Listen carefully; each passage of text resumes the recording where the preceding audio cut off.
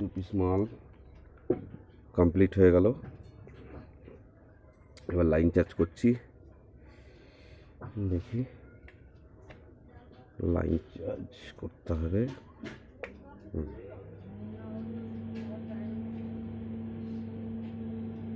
তো দু পিস মালের লাইন চার্জ করে ফেললাম,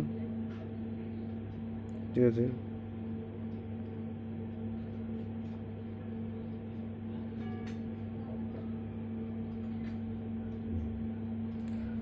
আমাদের ট্রান্সফর্মার, এটা হচ্ছে আমাদের ট্রান্সফর্মার। এখন পাখা সিস্টেম চলে এসছে, এই যে পাখা সিস্টেম এখন লিখেছে। এটা ভেতর পোর্শন, এটা ভেতর পোর্শনে ব্ল্যাক ট্রান্সফর্মার,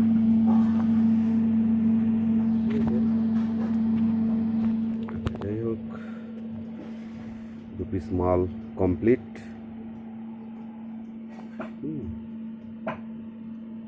এখন আমি যত তোলার চেষ্টা করব ভোল্টেজ কমবে। এটা ম্যানুয়াল চলে আসলো, কমছে, এটাও তাই। যত তোলার চেষ্টা করব কমবে। আমার এখানে লাইন ভোল্টেজ প্রচুর হাই, তাই সে কারণে আমি হাই তুলে দেখাতে পারছি না, কারণ হচ্ছে আমার এখানে 250-এর উপরে লাইন ভোল্টেজ রয়েছে, ঠিক আছে।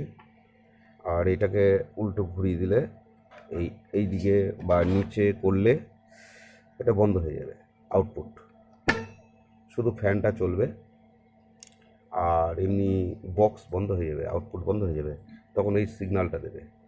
এটারও তাই সিস্টেম, একই সিস্টেম, ফ্যান চলবে, আউটপুট বন্ধ হয়ে যাবে। আবার এখানে নিয়ে আসলেও এই একই সিস্টেম, আউটপুট বন্ধ, ঠিক আছে। এখন যদি আমি ঘুরিয়ে এখানে তুলে ফেলি, এখানে যে ভোল্টেজটা তোলা আছে লাইটগুলো বাস্ট হয়ে যাবে, তাই এটাকে আমি লোয়েই রাখবো। লো মানে একে, এটাও তাই, লো মানে একে, ঠিক আছে। এই যে প্রচুর ভোল্টেজ নামিয়ে যেমন নিয়েছি, এটাকে ডবল হয়ে যাবে যদি হাই করে দিই এই অবস্থায়।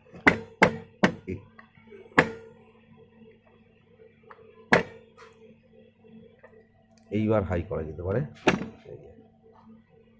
ঠিক আছে।